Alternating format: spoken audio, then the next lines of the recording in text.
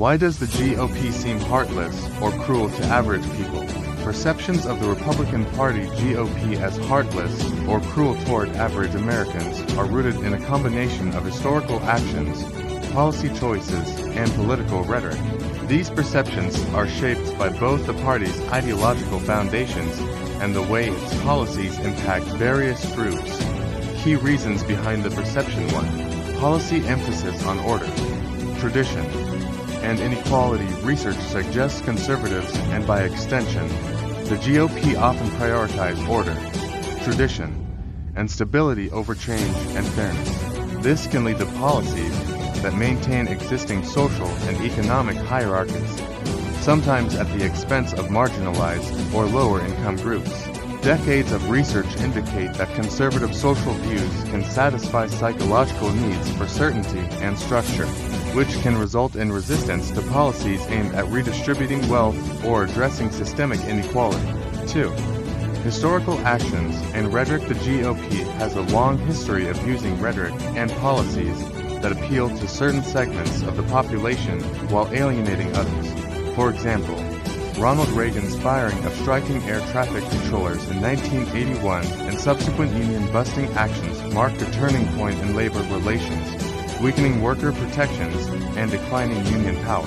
Reagan-era policies also included significant cuts to social welfare programs and tax reductions favoring the wealthy, which critics argue disproportionately harmed average and working-class Americans. 3. Use of racial and social resentment. The GOP has, at times, leveraged racial resentment in electoral strategy. Starting with the Southern strategy in the 1960s, the party capitalized on white voters' anxieties about civil rights and social change, a trend that continued through later decades. This strategy created a perception that the party was indifferent or even hostile to the needs of minorities and the economically disadvantaged, reinforcing the image of heartlessness. 4. Political messaging and stereotypes. Negative stereotypes are mutually reinforced by both sides of the political spectrum. Liberals often characterize conservatives as mean or lacking empathy, while conservatives may see liberals as naive or impractical. These stereotypes are exacerbated by polarized media coverage and campaign rhetoric, which often highlight the most extreme or unsympathetic statements and policies.